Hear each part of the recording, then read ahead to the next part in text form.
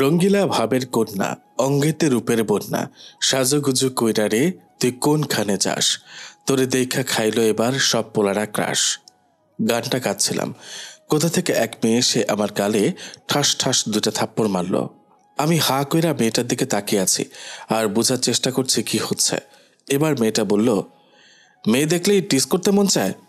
আমি বললাম, ও হ্যালো, আমি আপনাকে কোন সময় টিস করলাম? চুপ বেয়াদ্দব। ওই মেয়ে, আমাকে মারেন কেন? তুই আমাকে টিস করছিস? আরে আমি কেন আপনাকে টিস করব? আমি তো গান গাচ্ছিলাম। মেয়ে দেখলে মুখ দিয়ে গান বের হয়, বাসায় মা বোন নেই। এবার আর সহ্য হলো না, ঠাস করে বেড়ে দিলাম আর বললাম, আমাকে নির্দোষে থাপ্পড় মারলি, আবার আমার মা বোন নিয়ে কথা বলিস? আর শোন, সব ছেলেকে নিয়ে এসব খারাপ মন মানসিকতা বাদ দে, সব ছেলেকে খারাপ দৃষ্টিতে দেখবি না। এটুকু বলতেই আমার ফোনটা বেজে ওঠে। ফোনটা হাতে নিয়ে দেখি আম্মু ফোন দিয়েছে। আমি ফোন রিসিভ করতে আম্মু বলল, কই রে তুই? কেন আম্মু? তাড়াতাড়ি বাসায় আয়। আচ্ছা আসছি বলেই আম্মু ফোনটা কেটে দিল। আমি এদিক সেদিক তাকিয়ে দেখি মেয়েটা নেই। আজব, মেয়ে কোথা থেকে এসে আমাকে থাপ্পড় মারলো, কেমনটা লাগে। মেজাজটাই খারাপ হয়ে গেল। দূর, আপনাদের তো পরিচয়টা এখনো দেয়া হলো না। আপনারা মনে কিছু নিয়েন না, মেয়েটা সবকিছু উল্টাপাল্টা করে দিয়েছে। সে যাই হোক, আমি নীল, এইবার ইন্টার ফার্স্ট ইয়ারে পড়ি।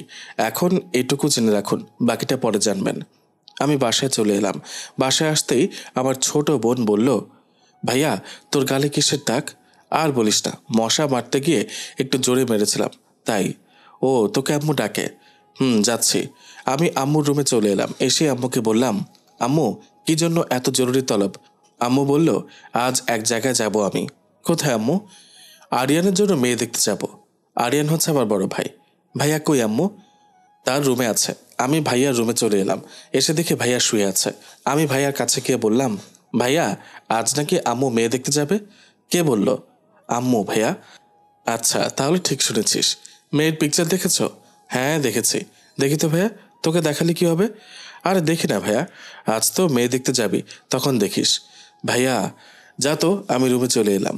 আমি ফ্রেশ হতে গিয়ে মুখে হাত দিতে গালটা কেমন ফুলে গেছে। আমি ভাবতে লাগলাম, কেমনে হলো?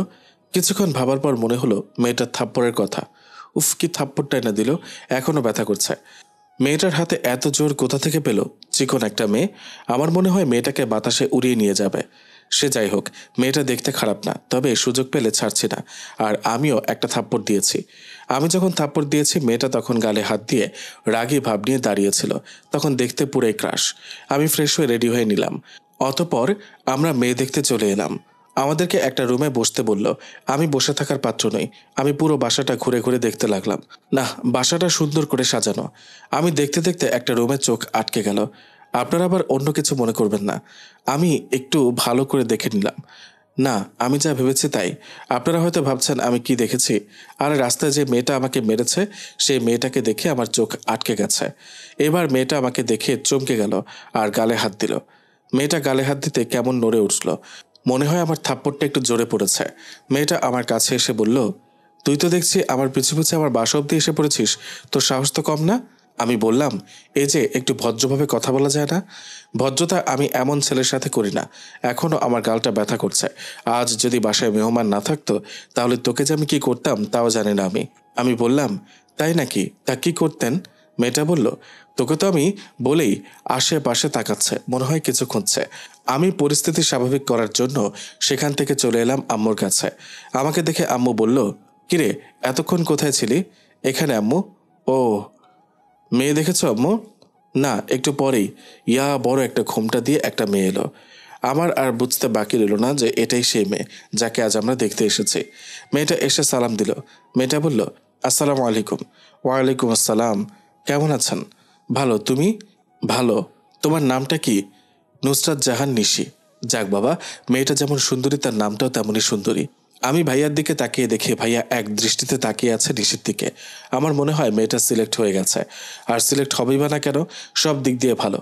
আমি মাথা নিচে করে এসব ভাবছি। আম্মুর ডাকে আমি মাথা তুলে আম্মুর দিকে তাকালাম। আম্মু ইশারা ডাকলো। আমি আম্মুর কাছে গেলাম। আম্মু বলল, মেয়ে পছন্দ হয়েছে? আমি বললাম, আম্মু বিয়ে তো আমি করছি না, তারপরেও আমাদের সবার পছন্দ হয়েছে। তাহলে আর দেরি না করে বিয়ের তারিখ দিয়ে দাও। আম্মু, আমার মনে হয় তাদের একটু আলাদা কথা বলার দরকার। ঠিক আছে। ভাইয়া আমাকে ডাক দিল। আমি ভাইয়ার কাছে যেতেই বলল, তুইও আমার সাথে যাবি। মাথা খারাপ নাকি? আমি কি করব ভাইয়া? না, তুই যাবি। দেখো ভাইয়া, আমি গেলে অন্যরকম দেখায়। কোনো কথা নাই, তুই আমার সাথে যাবি। আপনারাই বলেন, যেখানে বড় ভাই তার বউয়ের সাথে কথা বলবে, সেখানে ছোট ভাই কি করে থাকে? আপনারা একটু বোঝান না ভাইয়াকে। কি আর করার, কোনো উপায় না পেয়ে যেতে হলো ভাইয়ার সাথে। ভাইয়াকে বললাম, ভাইয়া আমি এখানে আছি, তুমি যাও। আচ্ছা, এখানে থাকিস, যাস না কোথাও। আচ্ছা ভাইয়া। গেল নিশি ভাবির সাথে। আমি দাঁড়িয়ে আছি, আর আমার মাথায় একটা জিনিস ঢুকছে না। ওই মেয়েটা এখানে কি করছে? আর নিশি ভাবির বোন না তো?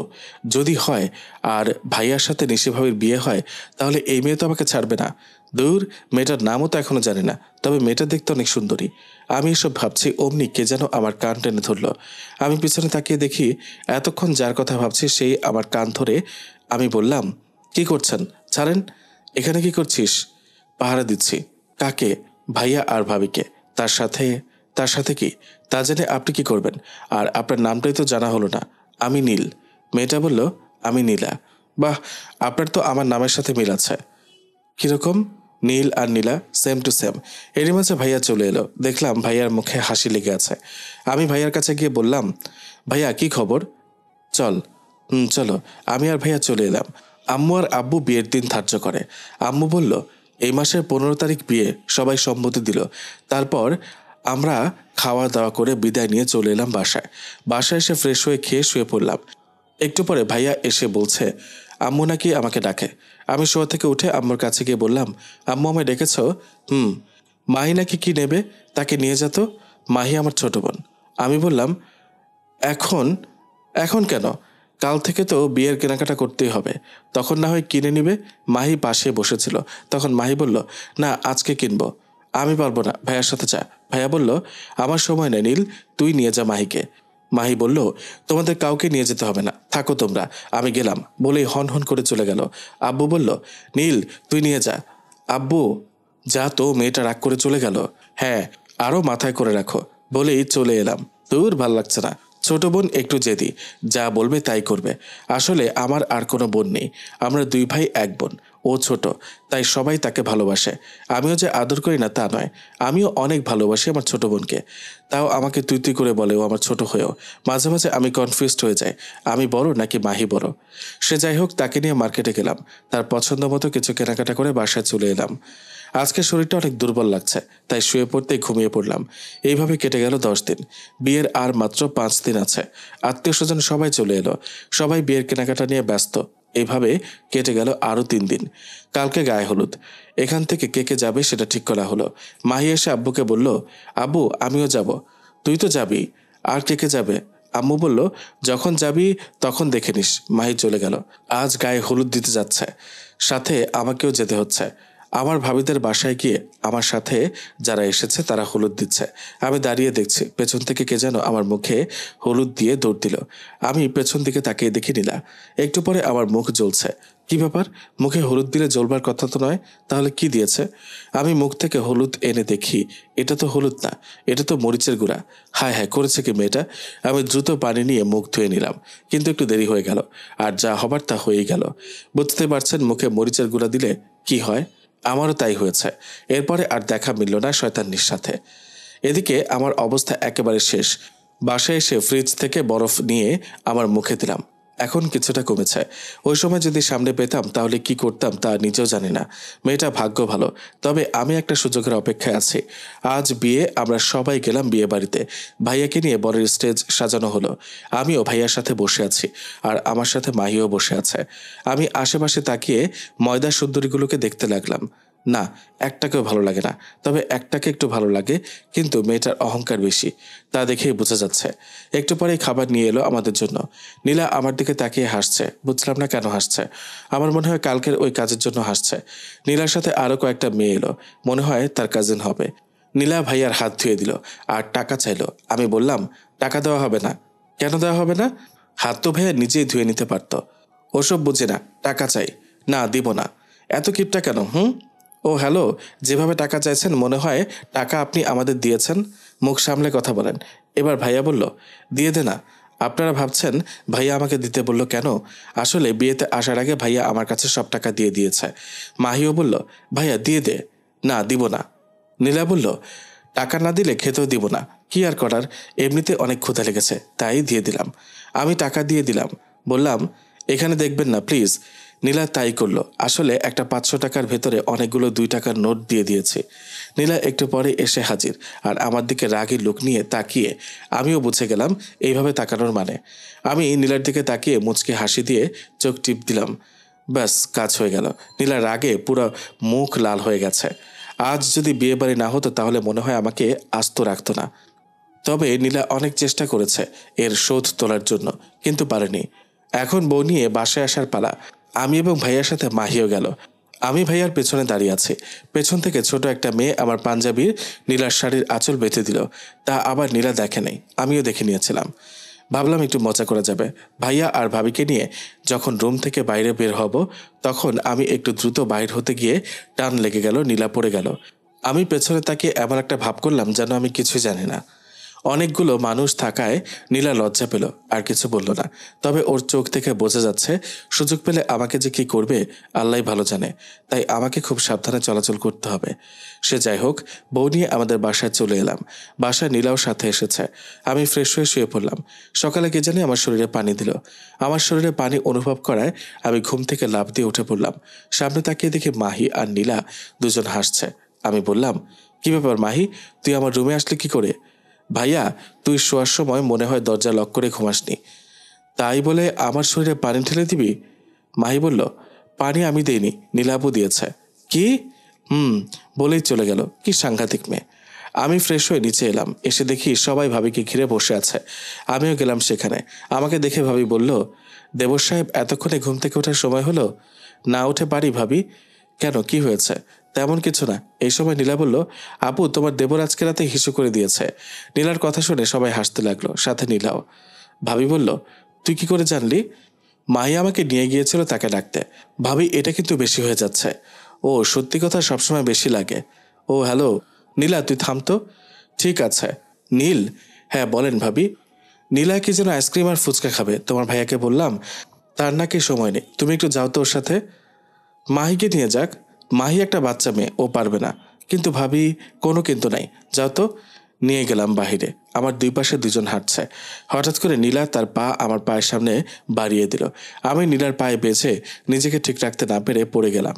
আমি পড়ে যাওয়াতে নীলা হাসতে লাগলো। মাহি বলল, কিরে ভাইয়া, তুই এই দিন দুপুরে উষ্টা খাচ্ছিস কেন? আগে জানতাম বিছানায় হিসু করে, আর এখন তো দেখছি চোখেও দেখে না। নীলা বলল। আমি নির্বাক হয়ে থাকলাম। কিছুই করার নেই। আমি তো চুপি চুপি বিপদে ফেলেছি, আর উনি তো দেখছি আমাকে সবার সামনে টর্চার করছে। না, এটা মেনে নেওয়া যায় না। পাবলিক মানবে না, আর পাবলিক মানলেও লোকে মানবে না। একটু মজা করলাম আর কি। না, এটা মানা যায় না। এটার একটা বিহিত করতে হবে। আমিও সুযোগ খুঁজতে লাগলাম। এখন ভালোই ভালো আমার মান সম্মান নিয়ে বাসায় ফিরতে পারলেই ভালো। ফুচকা আর আইসক্রিম খাইয়ে বাসায় চলে এলাম। তবে নীলা অনেক চেষ্টা করেছে আবার বিপদে ফেলার, কিন্তু পারেনি। বাসায় এসে ফ্রেশ হয়ে খেয়ে দিয়ে ছাদে গিয়ে বসে মোবাইলে গেম খেলছিলাম। এমন সময় আমার কানে সুরসুরি। আমি দিলাম এক লাফ, সাথে সাথে হাত থেকে ফোনটা পড়ে গেল। আমি বললাম, দুষ্টুমি করার একটা লিমিট থাকা দরকার, আর আপনি সেটা অতিক্রম করছেন। আমি কিন্তু যে কোনো সময় ফায়ার করতে বাধ্য হব। নীলা বলল, আর আপনি বুঝি ধোয়া তুলসী পাতা? ও, আপনি যাই বলেন না কেন, তবে আমার মতো এমন নম্র স্বভাব ভদ্রপোলা দেশে আর দুইটা আছে কিনা তা নিয়ে সন্দেহ আছে। আইসে আমার নম্র স্বভাব ভদ্রতা ছেলেরে, এমন অনম্র আর অভদ্র ছেলে আর দুইটা আছে কিনা তা নিয়ে সন্দেহ আছে। কেন, আমি আবার কি করলাম? আমার সাথে একদম ন্যাকামি করবেন না। আমি আবার কি করলাম? এখন তো দেখছি ভাজা মাছটা উল্টে খেতে পারছেন না। আরে আমি কি এমন করেছি? কি করেন নাই তাই বলেন। আপনি এমনটা কেন করলেন? আরে বাবা, কি করেছি? সবার সামনে আমাকে ওইভাবে না ফেললেও তো পারতেন। আর এতগুলো 2 টাকা দেওয়ার মানে কি? আসলে আমি দেখিনি। আসলে আমি লক্ষ্য করিনি যে আমার পাঞ্জাবির সাথে আপনার শাড়ি বাঁধা। তার জন্য সরি। আর ওটা তো দুষ্টুমি করে এমনটা করেছি। এটা আমার প্ল্যান ছিল যে সবগুলো টাকাই 2 টাকার নোট দিব। ক্ষমা তো আমি এত সহজে করব না, বলেই চলে গেল। আমিও চলে গেলাম আমার রুমে। এইভাবে সারাদিন কেটে গেল। রাতে আমি আমার রুমে বসে আছি। এমন সময় নীলা হাতে করে কফির মগ নিয়ে প্রবেশ করলো, আর আমার হাতে মগ দিয়ে বলল, নিন আপনার জন্য স্পেশাল কফি। আমি মনে মনে ভাবতে লাগলাম, কি ব্যাপার, হঠাৎ আমার জন্য এত দরদ দেখাচ্ছে কেন? এর পেছনে নিশ্চয়ই কিছু আছে। তখনই আমার মনে হয়ে গেল ছাদে বলা নীলার কথাগুলো। আমার মাথা কাজ করা প্রায় বন্ধ হয়ে যাচ্ছে। খুব ভয় করছে, না জানি কি মিশিয়েছে কফির সাথে। হে আল্লাহ, তুমি এই অবুঝ শিশুটাকে দেখো একটু দয়া করে। আজ মনে হয় আমার শেষ দিন। আমার মনে হয় কফির সাথে গায়ে হলুদের মতো হলুদের বদলে মরিচ দিয়েছে। আজও মনে হয় মরিচ দিয়েছে। আমি কফির দিকে তাকিয়ে বোঝার চেষ্টা করছি কোনো কিছু দিয়েছে কিনা। আমার এমন অবস্থা দেখে নীলা বলল, কি হলো? আসলে ভয় নেই, সত্যি বলছি, এতে অন্য কিছু দেয়নি। না, আমি এমন কিছু ভাবছি না। তাহলে? না কিছু না বলে আমি কফির মগটা হাতে নিলাম, কিন্তু মুখে দেওয়ার সাহস পাচ্ছি না। তারপরেও মুখে নিয়ে যা বুঝলাম, আমি এতক্ষণ যা ভেবেছি ঠিক তাই। আমি যা ভেবেছিলাম তাই হলো। নীলা কফির সাথে মরিচের গুঁড়া মিশিয়েছে। আমি এক চুমুক খেয়ে তো এক চিল্লানি দিলাম। নীলা আমার মুখ চেপে ধরে বলল, চুপ। নীলার হাতটা আমার মুখের ওপর থেকে ছাড়িয়ে বললাম, তুমি কি ডাকাত নাকি নীলা? এই, ডাকাত হলে তো হাতে চাকু থাকতো। ও মা গো, চুপ। এই মেয়ে, আমার মুখ গলা সব পুড়ে গেল। আমি এই কথা বলতে নীলা মিষ্টি দিল। ও মা, এ তো দেখছি পুরাই প্রস্তুতি নিয়ে তারপর এসেছে। নীলা আমার হাতে মিষ্টি দিল। আমি মিষ্টি মুখে নিয়ে দেখি তিতা তিতা লাগে। এবার অনেক রেগে গেলাম আর নীলাকে কাছে টেনে সরাসরি নীলার ঠোঁটে চুমু খেলাম অনেকক্ষণ। নীলাকে ছাড়তে নীলা বলল, শয়তান বান্দর হনুমান, সব বলে দিব ভাইয়াকে, আরিয়ান ভাইয়াকে। যাও যাও, বলো গিয়ে, আমিও বলে দিব। কি বলবি তুই? সেটা তো পরে জানতে পারবে। এটার প্রতিশোধ আমি নিব, দেখা যাবে। বলেই নীলা চলে গেল। মরিচের কফি খেয়ে যদি এমন মিষ্টি পাওয়া যায় তাহলে মরিচের কফি খাওয়াই ভালো। একটু পরে আম্মু এসে খাওয়ার জন্য ডেকে গেল। আমি নিচে গিয়ে দেখি সবাই খাবার টেবিলে বসে আছে। আমি গিয়ে নীলার পাশের চেয়ারটাতে বসলাম। আমি বসতে নীলা আমাকে চিমটি দিল। আমি নড়ে উঠলাম। তা দেখে ভাবি বলল, দেবর সাহেব কি হলো? তেমন কিছু না ভাবি, তাহলে এমন করছো কেন? আমি কিছু বললাম না। একটু পরেই নীলার প্লেটের দিকে নজর দিলাম আর ভাবলাম একটু দুষ্টুমি করা যাক। যেই ভাবা সেই কাজ। আমি নীলার প্লেট থেকে এক পিস মাংস নিয়ে নিলাম। নীলা তা টেরও পেল না। এইভাবে প্রায় 3-4টা পিস নিয়ে নিলাম। আমি আমার প্লেটের দিকে তাকিয়ে দেখি আমার প্লেটটাই নাই। আমি বললাম, আমার প্লেট কই?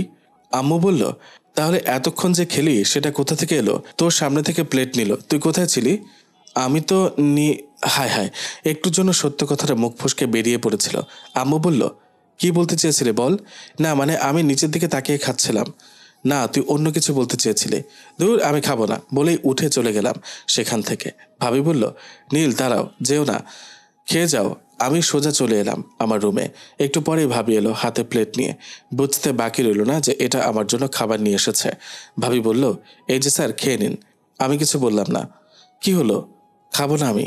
এবার কিন্তু একটু বেশি হয়ে যাচ্ছে। ঠিক আছে, রেখে দিন, আমি খেয়ে নিব। ঠিক আছে। ভাবি চলে গেল। আমি খেয়ে নিলাম। কালকে আবার ভাইয়ার বউ ভাত। আমি শুয়ে পড়লাম। আজকে দরজা লক করে শুয়েছি। সকালবেলা ফোনের শব্দে ঘুম ভেঙে গেল। ফোন হাতে নিয়ে দেখি ভাইয়া ফোন দিয়েছে। আমি ফোন রিসিভ করতে ভাইয়া বলল, তাড়াতাড়ি নিচে আয়। কেন? নিচে আয় হারামজাদা। আমি নিচে যেতে ভাইয়া বলল, হাতে অনেকগুলো কাজ জমে আছে, তা করতে হবে। আচ্ছা ভাইয়া। আর কিছু বলল না ভাইয়া। সবাই কাজে ব্যস্ত আর আমি ব্যস্ত সবার কাজগুলো বাড়াতে। কি ভাবছেন আমি কাজে এগিয়ে দিচ্ছি? মোটেও না। আমি যেসব জিনিসগুলো গুছানো সেগুলো আরও এলোমেলো করে ফেলছি। আসলে আমি কোনো কাজের না, সারাক্ষণ শুধু মোবাইল টেপা ছাড়া আর কিছুই করতে পারি না। এর জন্য আম্মুর কত বকা শুনেছি আর দৌড়ানিও খেয়েছি, তার কোনো হিসাব নেই। আমার এমন কাজ দেখে আম্মু বলল, তুই যা তো এখান থেকে, একটা কাজও ঠিকমতো করতে পারছে না। আম্মুর কথা শুনে ভাবি বলল, শুধু মেয়ের পেছনে কিভাবে দৌড়াতে হয় সেটা খুব ভালো করেই পারে। ওটাও ভালো করে পারে না, শুধু মোবাইল আর ল্যাপটপ কিভাবে চালাতে হয় সেটাই পারে। আমি বললাম, আম্মু তুমি কিন্তু আমাকে অপমান করছো। তোর আবার অপমান বলতে কিছু আছে নাকি? না, আর থাকা যাবে না এখানে। এখানে থাকলে মান সম্মান যেটুকু আছে সব যাবে। এমনিতে অনেকটা হারিয়েছি। আমি আর সেখান থেকে না থেকে সোজা উপরে আমার রুমে চলে এলাম। শুয়ে শুয়ে গান শুনছি এমন সময় নীলার কথা মনে হয়ে গেল। আমি আর শুয়ে না থেকে গেলাম নীলার রুমে। নীলার রুমের দরজার কাছে গিয়ে দেখি, উমা, সে কি সুন্দর করে সাজছে। আমি ভেতরে না গিয়ে বাহির থেকে দেখতে লাগলাম। আহ, কি সুন্দর। আমি এবার সত্যি সত্যি ক্রাশ খেয়েছি। ক্রাশ খেয়ে আমার পেটটা ভরে গেল। আর না খেলেও চলবে। আমি নীলাকে নিয়ে কল্পনার দেশে হারিয়ে গেলাম। হঠাৎ ফোনটা ভিলেন হয়ে দাঁড়ালো। ফোনের শব্দে বাস্তবে ফিরলাম। আমার ফোনের শব্দে নীলাও চমকে উঠল। আমি ফোনটা রিসিভ করে সেখান থেকে চলে এলাম। দেখতে দেখতে দুপুর হয়ে গেল। একটু পরেই ভাবিদের বাসা থেকে মেহমান চলে এলো। সবাইকে খাবার দেওয়া হলো। আমি, ভাইয়া, আব্বু দেখিয়ে দিচ্ছি কার কি লাগবে। সবাইকে খাওয়ানোর পরে আমরা সবাই খেয়ে নিলাম। ভাইয়া আর ভাবি তাদের সাথে করে মাইকে নিয়ে গেল। তাদের সাথে আমাকেও বলেছিল, কিন্তু আমি না করে দিই। রাতে রুমে শুয়ে আছি। নীলার কথা খুব মনে পড়ছে। নীলাকে দেখতে খুব ইচ্ছা করছে। এই 2 দিনে অনেক দুষ্টুমি করেছি। আজ অনেক ফাঁকা ফাঁকা লাগছে নীলাকে ছাড়া। আমার এর আগে কখনো এমন হয়নি। তার মানে আমি নীলাকে ভালোবেসে ফেলেছি। শুয়ে শুয়ে এসব ভাবছি। এমন সময় অপরিচিত একটা নাম্বার থেকে ফোন আসলো, কিন্তু রিসিভ করিনি। আসলে আমি অপরিচিত কারো নাম্বার ফোন রিসিভ করি না। সে নাম্বার থেকে আরও 4টা ফোন আসলো, তারপরেও আমি রিসিভ করিনি। একটু পরে একটা SMS এসেছে সে নাম্বার থেকে। আমি SMS ওপেন করে দেখি SMSটা এমন ছিল, কি হলো, ফোনটা রিসিভ করো বাবু, তোমার সাথে কিছু কথা আছে, আর তোমাকে অনেক মিস করছি। আমার মাথায় কিছু ঢুকছে না, কে আমাকে এত মিস করছে। আমি খুব টেনশনে পড়ে গেলাম। কে হতে পারে? আমার তো এমন কেউ নেই। এসব ভাবতে ভাবতে আবারও ফোন আসলো। এবার 7-5 না ভেবে ফোনটা রিসিভ করতে একটা মেয়ের কণ্ঠ ভেসে আসলো। এত ভাব তোমার? সে কখন থেকে ফোন দিচ্ছি, ফোন রিসিভ করার কোনো খবরই নেই। দেখুন, আপনার কোথাও ভুল হচ্ছে, আপনি রং নাম্বার ডায়াল করেছেন। না, আমি রং নাম্বারের ফোন দেইনি। মেয়েটার কণ্ঠটা কেমন চেনা চেনা লাগছে। নীলার যে ভয়েস, এই মেয়েটাও সেম একই ভয়েস।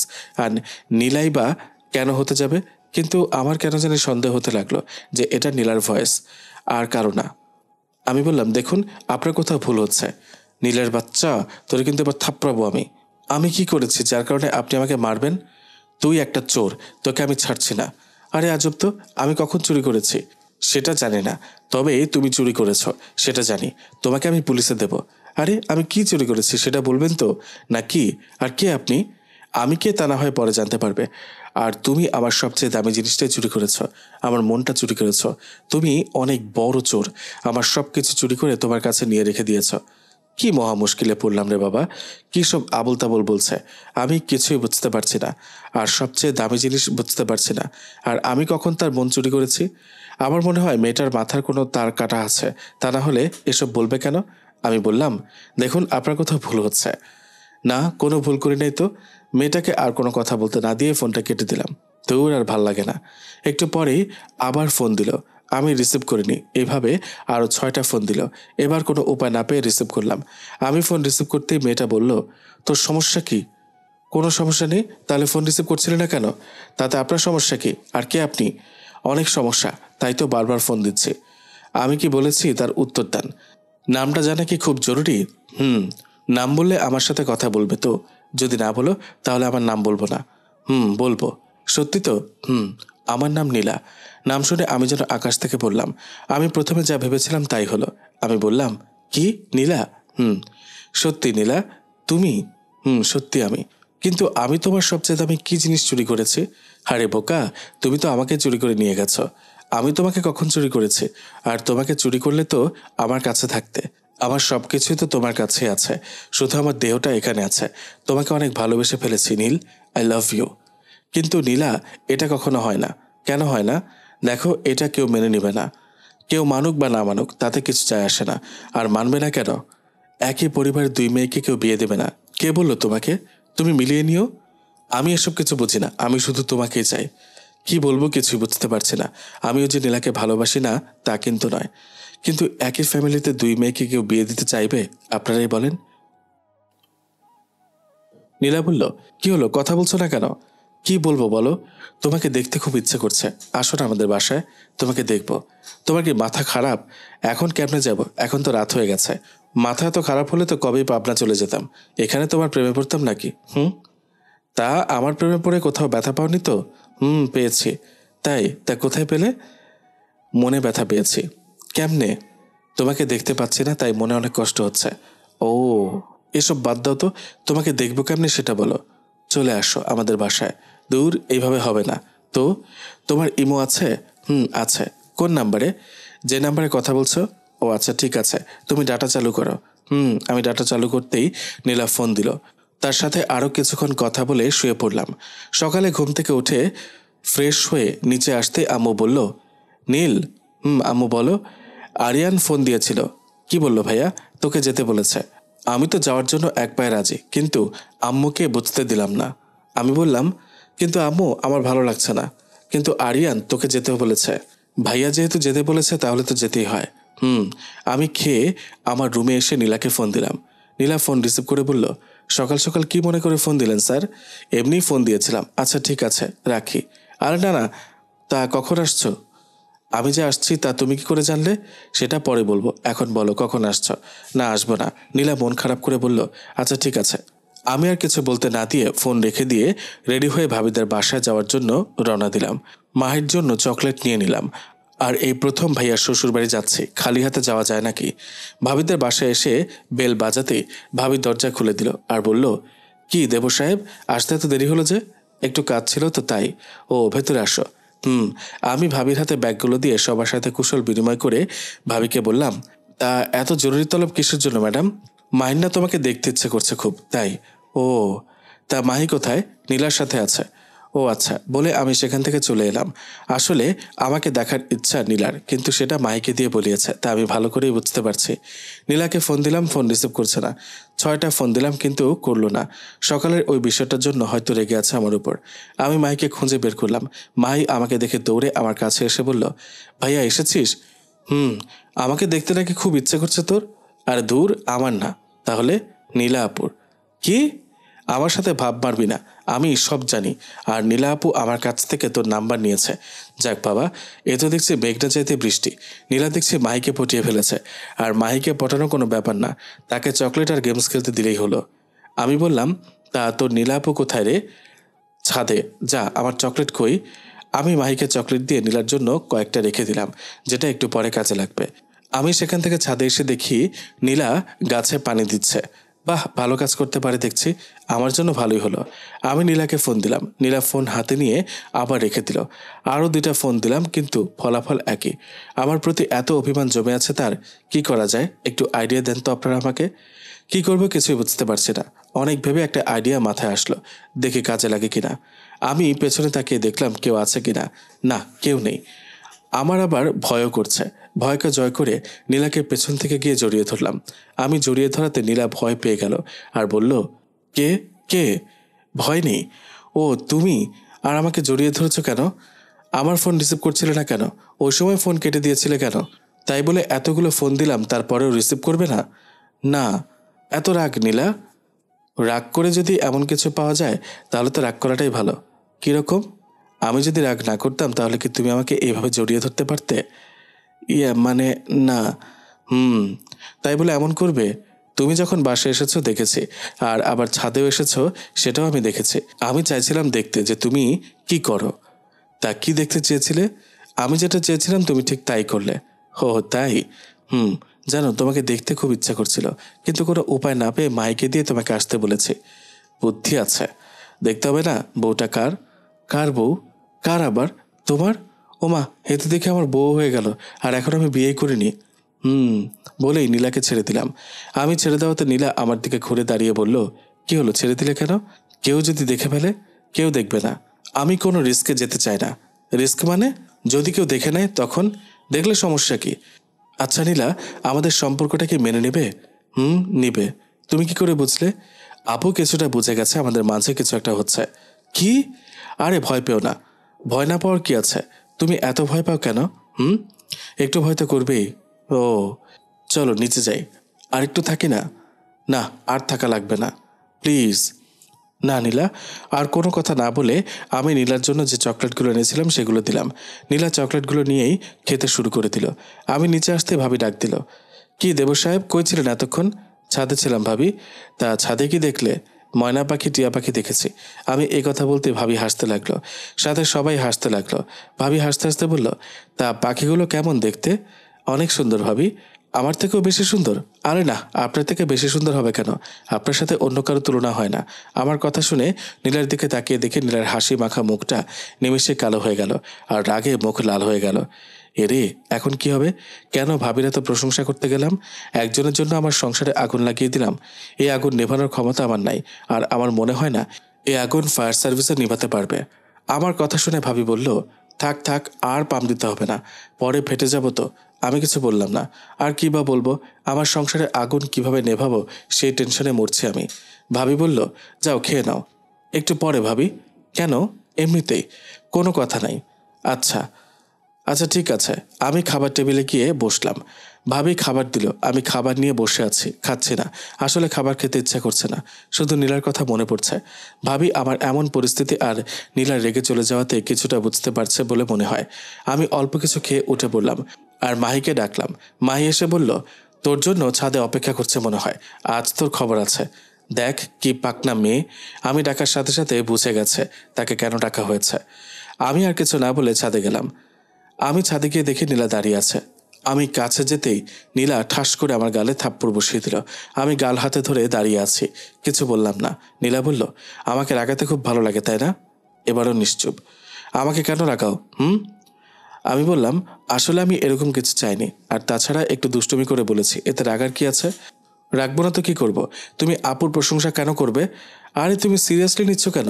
আমি তো দুষ্টুমি করেছি। না, তুমি দুষ্টুমি করবে না আমাকে ছাড়া। ভাবি তো তোমার আপন বড় বোন। আমি এত কিছু বুঝি না। আচ্ছা ঠিক আছে। এরই মাঝে মাহি এসে হাজির হলো আর বলল, ভাইয়া ভাবি আসছে। আমি বললাম, এখন কি হবে নীলা? কিছুই হবে না, তুমি একটু দূরে দাঁড়িয়ে থাকো। আমি তাই করলাম, একটু দূরে দাঁড়িয়ে গেলাম। ভাবি ছাদে এসে বলল, নীল তুমি একটু আমার রুমে আসো তো। এটুকু বলেই চলে গেল। আমি নীলার দিকে জিজ্ঞাসার সুযোগ তাকালাম। নীলা বলল, যাও। বলেই আমি নিচে চলে এলাম ভাবির রুমের সামনে, কিন্তু ভিতরে প্রবেশ করতে ভয় করছে। মাথায় অনেক সাহস। তুক্কু কি কই, এক বুক সাহস নিয়ে ভাবির রুমের ভিতরে গেলাম। আর ভাবি আমাকে দেখে বলল, এসেছ? হ্যাঁ বলেন ভাবি, কেন ডেকেছেন? যা বলবো তা সত্যি করে বলবে। বলবো ভাবি। তোমার আর নীলার মাঝে কি চলছে? আমি একটা কথা বলি, রাগ করবেন না, আর নীলাকেও কিছু বলবেন না। ঠিক আছে। আসলে আমার আর নীলার দেখা হয় আপনাকে যেদিন দেখতে আসি সেদিন, তবে আপনাদের বাসায় না, রাস্তায়। সেখান থেকে নীলাকে আমার ভালো লাগে। আর তারপরে যখন জানতে পারি নীলা আপনার ছোট বোন, তখন থেকে নীলাকে ভুলতে শুরু করে দিই। কিন্তু নীলা আমার সাথে এই কয়েকদিন একটু বেশি দুষ্টুমি করেছে, যার কারণে তার উপরে আবার মায়া পড়ে যায়। তারপরেও নীলাকে আমি কিছু বলি না বা বুঝতেও দেইনি। বুঝলাম। তারপরে? তারপরে আপনারা যখন আমাদের বাসা থেকে এসেছেন, সেদিন রাতে নীলা ফোন দিয়ে জানালো যে সে নাকি আমাকে ভালোবাসে। আমি তাকে অনেক বুঝিয়েছি, কিন্তু কাজ হয়নি। কোনো উপায় না পেয়ে আমি রাজি হয়ে গেলাম। এতগুলো কথা আমি কেমনে বলেছি তা নিজে জানি না। আমার কথা শুনে ভাবি যেন কি ভাবছে। যখন কথাগুলো বলছি তখন কোনো ভয় ছিল না, কিন্তু এখন হচ্ছে। না জানি আজ আমার কপালে কি আছে, আল্লাহই ভালো জানে। ভাবি বলল, আচ্ছা ঠিক আছে, তুমি যাও। বলেই আমি ভাবির রুম থেকে চলে এলাম। মনে মনে ভাবছি, কিছু একটা তো হবেই। হয়তো আমাদেরকে মেনে নেবে না, আর না হয়তো বাসা থেকে বের করে দিবে। আমাকে বাসা থেকে বের করে দিলে কোথায় যাব, কি করব, সেটা নিয়ে চিন্তায় পড়ে গেলাম। আর ভুলে গেলাম কি হবে। হঠাৎ মনে হলো, আমাকে তো এখনও বাইর করে দেয়নি, তার আগে আমি এসব ভাবছি কেন?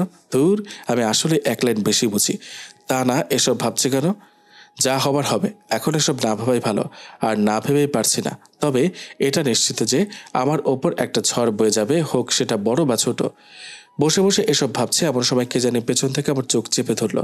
তবে বুঝতে বাকি রইল না যে এটা কার কাজ। অবশ্যই নীলার কাজ। নীলা ছাড়া আর কেউ এমন করবে না।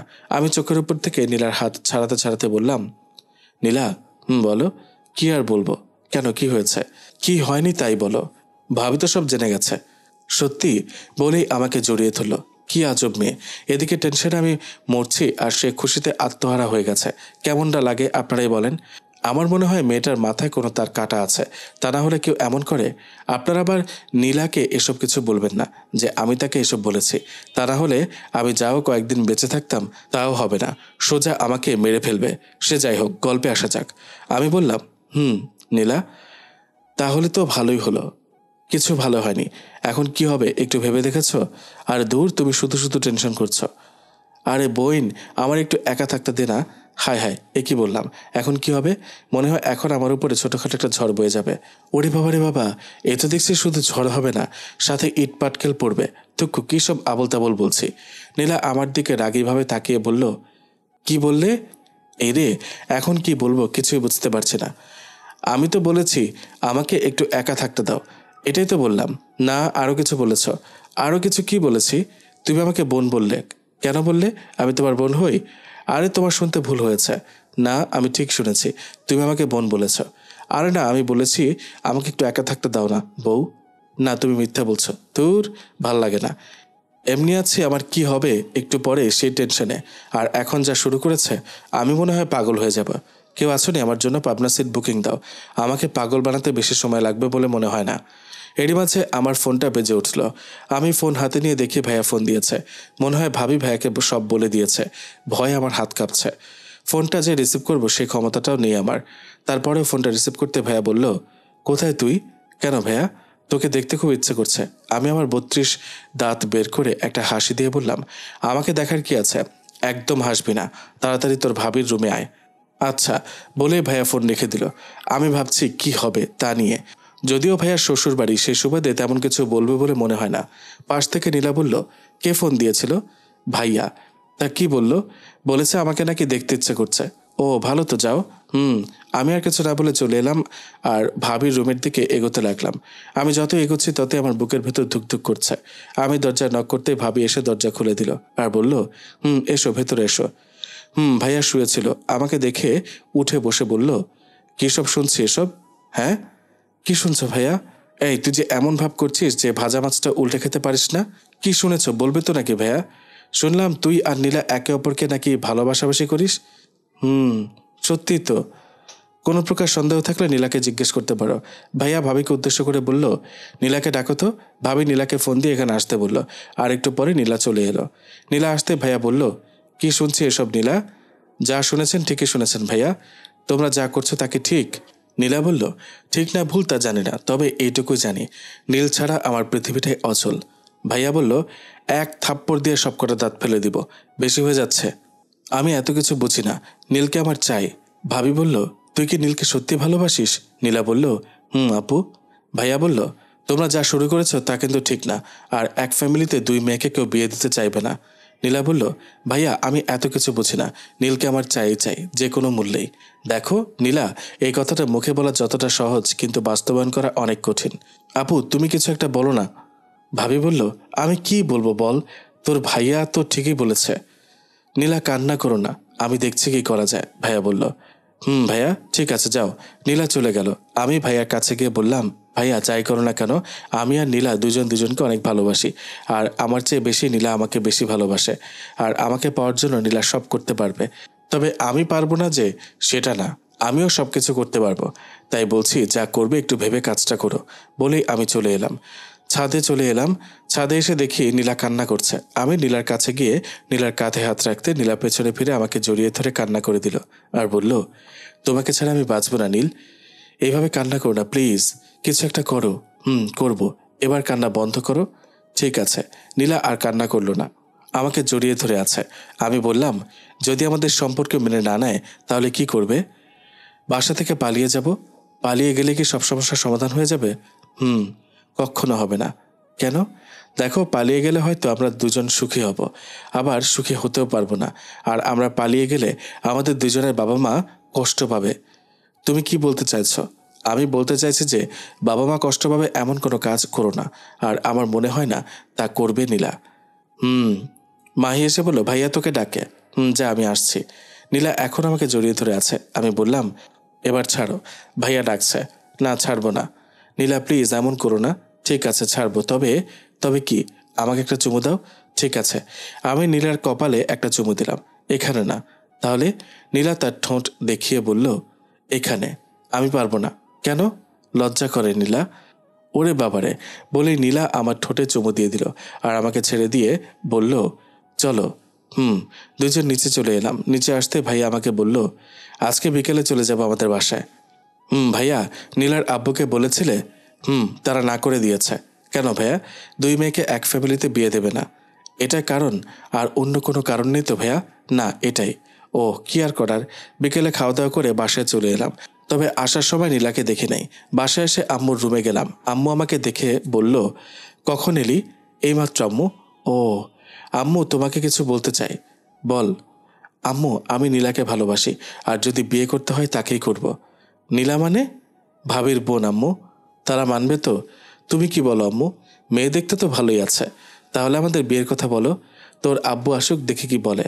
এত কিছু বুঝি না, নীলাকে আমার চাই। যদি তারা না করে? তাদেরকে বুঝিয়ে বলবে। আচ্ছা। আমি আর কিছু না বলে চলে এলাম আমার রুমে। রুমে এসে নীলাকে ফোন দিলাম, কিন্তু ধরছে না। কি ব্যাপার, নীলা ফোন ধরছে না কেন? কিছুই বুঝতে পারছি না। আমি আমার রুম থেকে ভাইয়া রুমের দিকে গেলাম। ভাইয়া রুমের সামনে গিয়ে দরজা নক করতেই ভাবি দরজা খুলে দিল আর বলল, কি ব্যাপার দেবর সাহেব? ভাইয়া কোথায়? বাইরে গেছে। ও, কোনো দরকার? ভাবি, আমাকে বলা যায় না? বলো। না মানে নীলার বিষয়ে কথা বলতাম। আমার আব্বুকে অনেক বুঝিয়েছি কিন্তু রাজি হয়নি। তোমার ভাইয়াও অনেক বুঝিয়েছে, কোনো কাজ হয়নি। ভাবি, আমি নীলাকে অনেক ভালোবাসি, তাকে ছাড়া বাঁচবো না। প্লিজ কিছু একটা করেন। দেখো নীল, আমার আর তোমার ভাইয়ার যতটুকু চেষ্টা করবার করেছি, কিন্তু আমরা ব্যর্থ। ভাবি, আরেকবার চেষ্টা করে দেখেন না। ঠিক আছে, আচ্ছা চেষ্টা করে দেখেন বলেই আমি রুম থেকে বেরিয়ে এলাম। আম্মু রুমে এসে দেখি আম্মু আর আব্বু বসে কথা বলছে। আমি বললাম, আসতে পারি? আয়। আম্মু, আব্বুকে বলেছ? না, বলি নাই। আব্বু বলল, কি? আম্মু বলল, নীল নাকি নীলাকে পছন্দ করে আর তাকেই বিয়ে করতে চায়। তুমি কি বলো? আব্বু বলল, নীলা মেয়েটা অনেক ভালো, যদি তারা রাজি হয় তাহলে আমার কোনো আপত্তি নাই। নীলার আব্বু না করে। কি বলে? দুজনকে এক জায়গায় নাকি বিয়ে দেবে না। সমস্যা কি দিলে? তুমি একটু কথা বলে দেখো। ঠিক আছে। আমি আর সেখানে না থেকে আমার রুমে চলে এলাম। আমার ফ্যামিলির সবাই মেনে নিয়েছে, কিন্তু নীলার ফ্যামিলি মেনে নেয়নি। ফ্যামিলি বললে ভুল হবে, শুধু নীলার আব্বুই রাজি নন। এদিকে নীলাকে ফোন দিয়ে যাচ্ছে, নীলা ফোন ধরছে না। কেমনটা লাগে, দূর, আর ভালো লাগে না। একদিকে নীলার আব্বুর প্যারায় বাঁচি না, আর এদিকে নীলা ফোন ধরে না। কোন দিকে যাব কিছুই বুঝতে পারছি না, শুধু টেনশন আর টেনশন। আবার গেলাম ভাবির রুমে, গিয়ে বললাম, ভাবি আপনার ফোনটা দেন তো। কেন? আমি ভাবিকে ফোন দিব, আমার ফোনটা ধরছে না ভাবি। বাবা, এত দরদ! বেশি কথা বলবেন না তো, এমনিতেই মাথা গরম। কেন গো দেবর সাহেব, কি হয়েছে? আপনার বোনের জন্য। সে আবার কি করলো? দেন না ফোনটা ভাবি। নাও। আমি ভাবির কাছ থেকে ফোন নিয়ে নীলার নাম্বার ডায়াল করতে খুব সুন্দর একটা নাম চলে এলো। নামটা হলো লাল টুকটুকি বোন। নামটা দেখে আমার মুখে হাসি চলে এলো। আমার হাসি দেখে ভাবি বলল, হাসির কি হলো? না এমনি ভাবি। ভাবি আর কোনো কথা বললো না। আমি নীলাকে ফোন দিলাম। একবার রিং হলো, ধরলো না। আরও দুইবার ফোন দিলাম, কিন্তু ফোন ধরলো না। আমি আমার রুমে এসে শুয়ে পড়লাম আর নীলার কথা ভাবতে লাগলাম। কি হলো, নীলা ফোন ধরছে না কেন? এসব ভাবতে ভাবতে কখন যে ঘুমিয়ে গেছি তা জানি না। ফোনের শব্দে ঘুম ভেঙে গেল। ফোন হাতে নিয়ে দেখি অনেক বেলা হয়েছে আর ভাবি ফোন দিয়েছে। আমি রিসিভ করতে ভাবি কান্না জড়িত কণ্ঠে বলল, আমি একটা SMS করে হাসপাতালের ঠিকানা দিয়েছি, সেখানে চলে এসো। আমাকে আর কিছু বলতে না দিয়ে ভাবি ফোন কেটে দিল। আমি ফোন ব্যাক করলাম, কিন্তু রিসিভ করেনি। আমি মহা চিন্তায় পড়ে গেলাম। আমি ভাবির দেওয়া হাসপাতালের ঠিকানায় চলে এলাম, আর হাসপাতালে এসে যা শুনেছি তার জন্য আমি মোটেও প্রস্তুত ছিলাম না। আমার সব কিছুর যেন ওলটপালট হয়ে গেল। পুরো পৃথিবী থমকে গেল। নীলা এমনটা করবে তা আমি কখনো ভাবতে পারিনি। না না না, নীলা হাত কেটেছে, আর তার সাথেও হাতের রক কেটে গেছে। ভাবির আব্বু বলল, নীলার যদি কিছু হয় তাহলে তোমাকে ছাড়বো না। তোমার জন্য আজ নীলার এই অবস্থা। ভাবির আব্বু বলল, শান্ত হও মা। ভাবি বলল, না, তুমি আমাকে তোমার মেয়ে বলে ডাকবে না। এমনটা করছিস কেন? দেখ মা, এমনিতে একটাকে হারাতে বসেছি, তার মাঝে তুই এমন করছিস রে। তুমি যদি তখন মেনে নিতে তাহলে নীলা এমনটা করতো না। এটার জন্য শুধু তুমিই দায়ী আব্বু। মা, আমার ভুল হয়ে গেছে, আমাকে ক্ষমা করে দে। আমি আর আরিয়ান যখন বলেছিলাম তখন আমাদের কথা কানে যায়নি। আমি কি বলবো বা কি করব কিছুই বুঝতে পারছি না। আমার দুই চোখ দিয়ে শুধু পানি ঝরছে। ডাক্তার এসে বলল, দেখুন, আপনারা এমন করে ভেঙে পড়বেন না, আর কোনো সমস্যা নেই, রোগীর জ্ঞান ফেরার অপেক্ষা করুন। বলেই ডাক্তার চলে গেল। ডাক্তারের কথা শুনে সবাই কিছুটা শান্ত হলো, শুধু ভাবিকে ছাড়া। আসলে নীলা ভাবির অনেক আদরের ছোট বোন। ছোট থেকে নীলা ভাবির কাছে থাকতো, আর আম্মু যতটুকু খেয়াল রেখেছে তার চেয়ে বেশি ভাবি খেয়াল রেখেছে নীলার। ভাবি পাগলামো করে যাচ্ছে নীলাকে দেখার জন্য। ডাক্তার বলেছেন জ্ঞান না ফেরা পর্যন্ত কেউ রোগীর কাছে যেতে পারবে না। 3 ঘন্টা পর নীলার জ্ঞান ফিরেছে। সবাই ভিতরে গেল, সাথে আমিও গেলাম। নীলা বলল, আপু, নীল কোথায়? এখানেই আছে। ভাবির আব্বু বলল, মামনি, আমি আর কোনো বাধা দিব না। তুমি সুস্থ হলেই তোমার আর নীলার বিয়ে দিয়ে দেব। ভাবি নীলার কপালে একটা চুমু দিয়ে আমাকে নীলার কাছে রেখে সবাইকে নিয়ে বাইরে চলে গেল। আমি নীলার কাছে গিয়ে বসে বললাম, এমনটা কেউ করে? আজ যদি কিছু একটা হয়ে যেত তখন কি করব বলো? আব্বু তো রাজি হচ্ছিল না, তাই বলে এমনটা করবে? সরি।